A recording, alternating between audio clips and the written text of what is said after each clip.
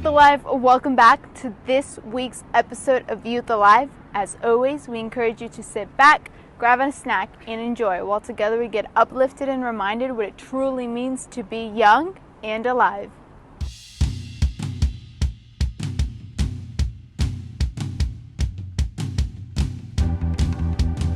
Hey guys, have you guys ever seen this book? Or maybe this book? Or this book? I used to always check out those books when I was a kid. I used to go to my school library and check them out just to see the amazing world records that were in there.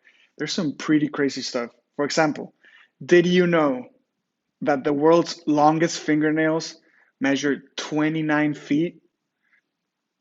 Just to put that in perspective, I myself measure 6 feet. Or did you know there's a Canadian man who holds a world record for pulling an entire airplane just with his body? He pulls this airplane for 28 feet just by using his body. Insane. Just so you guys have an idea, an average airplane weighs 400,000 pounds. There's even a world record for holding your breath underwater. So an average person can hold their breath between 30 seconds and 2 minutes underwater, right?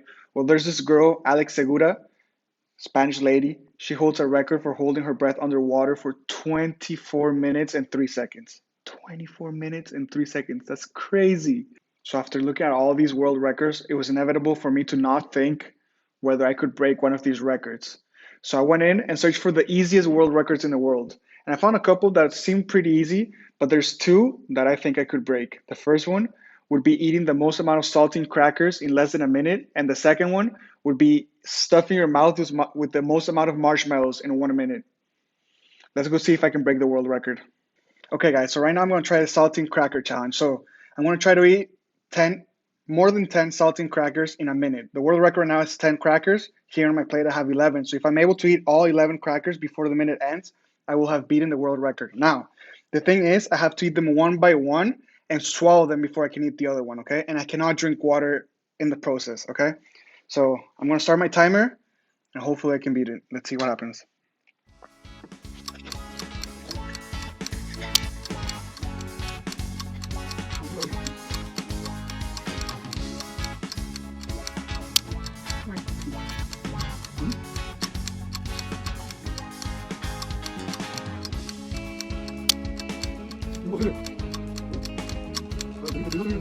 I ate two in a minute. Okay, guys. So now for the second challenge, hopefully this one goes better than the first one. I'm going to try to put as many marshmallows in my mouth without swallowing them the most I can in less than a minute. So I have a minute to put as many marshmallows as I can. The world record is 44. I hope I can get near it. I don't know how I'm gonna do.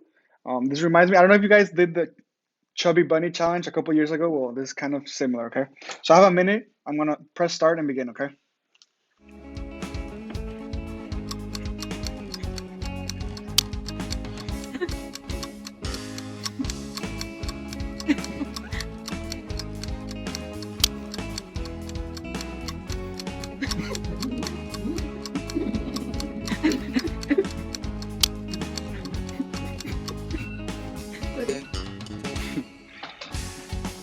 Well, guys, that was definitely a complete failure. I definitely thought those were going to be easier.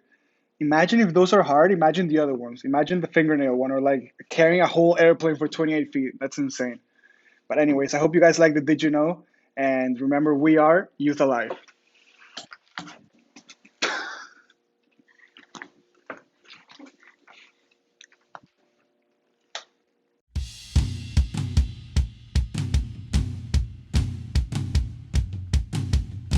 The unique thing about our Youth Alive family is that we have a diverse group of people with different customs and food. Yes, my pick of the week is cultural food. So I'm Salvadorian and I had to bring you guys some pupusas. These are pupusas. They are tortilla filled with beans and cheese, and you always have to pair it with horchata. This horchata is so delicious. You guys will love it. You got to give it a try. Let's see what you guys pick this week. Hey guys, I'm Mexican And one of my favorite dish has to be entomatadas, mostly because my mom makes some really good ones, so I think that is why I love them so much.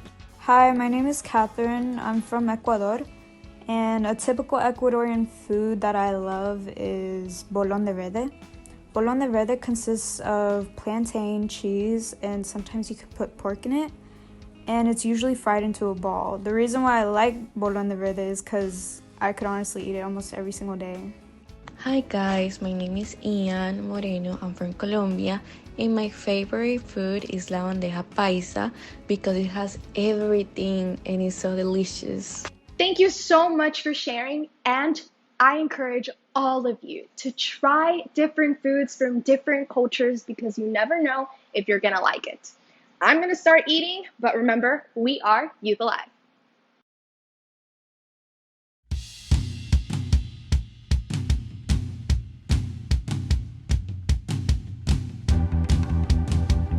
Hello, guys, and welcome back to In the Works. Now, have you guys ever felt so stressed as you're studying because you have like 3 tests the next day? I know I have definitely felt super stressed when studying, and then sometimes you completely lose the will to study, and no matter how much you look at your study guide, you can't get anything into your head. Well, here are 5 things you can do to de stress yourself while you study. So, first thing you can do is to just get up and walk around. Second thing is to go outside and take in some fresh air. Third thing you can do is get up and stretch. Another thing you can do is listen to some music. And finally, the 5th thing and the most important thing you should do is pray.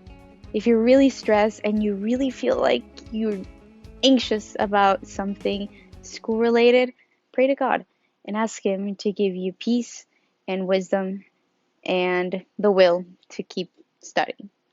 All right, guys, this has been In the Works. And remember, we are Youth Alive.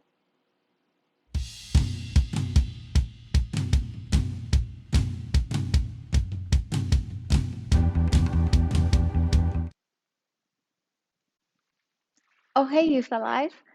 I was just thinking, let's pretend that you inherited $1,000. What would you do with that money? Well, Jose and Pao asked the same question to some college students, so let's see what they said. Hey guys, this is Jose in Huntsville, Texas. And this is Pao in Dallas. Join us. Hello, how are you? Can I ask you something? Let's pretend you inherit $1,000 today. What would you do with that money? Probably save them for later in the future. Okay, that's pretty smart. Thank you. Bye. Hey, I have a question. So, if you inherited $1,000, what would you do with the money? I'd spend it. Yeah, just because it's 1,000. So I'm thinking maybe shop something I need, maybe like a computer or a new phone. Okay, thank you so much. You're welcome. How you doing, ma'am? How are you? Can I ask you something? Sure. Let's say if you inherit today $1,000, what would you do with that money? I'd probably give it to my kids for college. Great, thank you for your answer. Bye. Hey, can I ask you a question real quick? Sure. So if you inherited $1,000, what would you do with the money? I'd invest it and grow it or flip it or something. Okay, thank you so much. Hey, man. What's up? How you doing? Good, man. How are you? Nice to meet you, Jose. You too, man. It's Saul. I have a question, boy. Yeah. Let's say if you inherit today $1,000, what would you do with that money? $1,000? Probably stick it in my Roth IRA. Yeah. That's probably what I would do. Good. Thank you, man. Appreciate it. Yeah, you too. See you later. See ya. Hey, can I ask you a question real quick?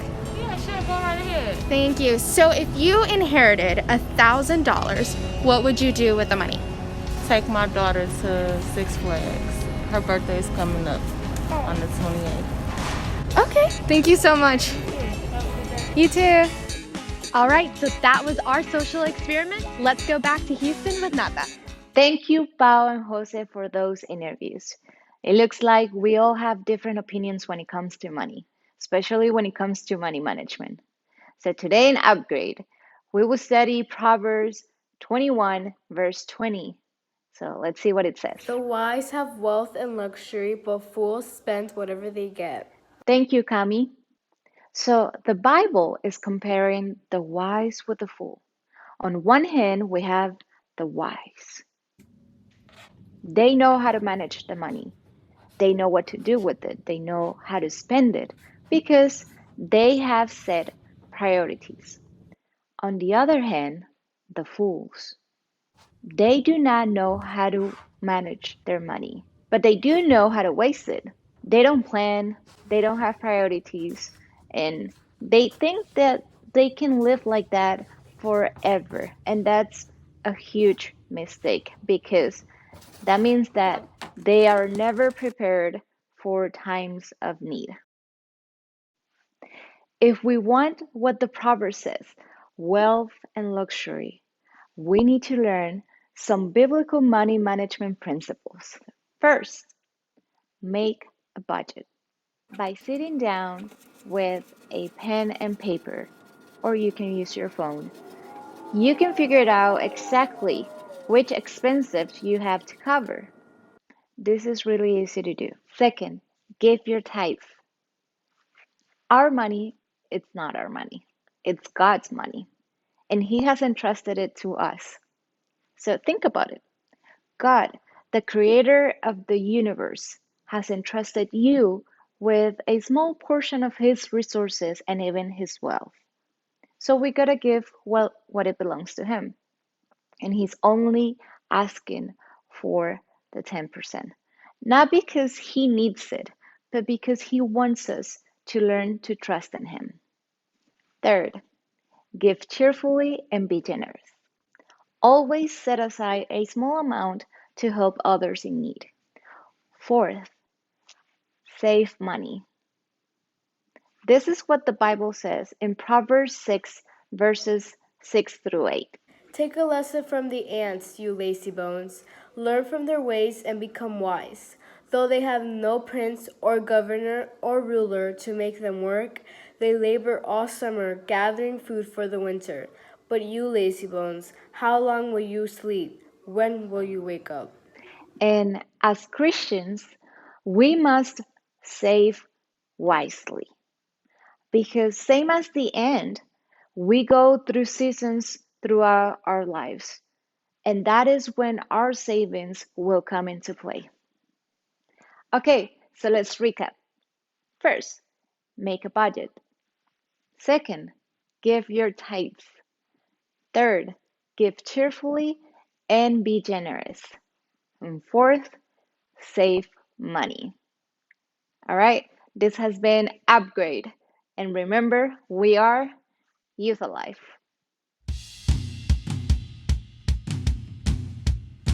There you have it, y'all. That wraps up this week's episode of Youth Alive. As always, we thank you so much for watching. We encourage you to join us next week here through Periscope at 7 p.m. As always, remember, we are the light and we are the salt of this generation. Share this episode with 3 of your friends, and remember, we are Youth Alive.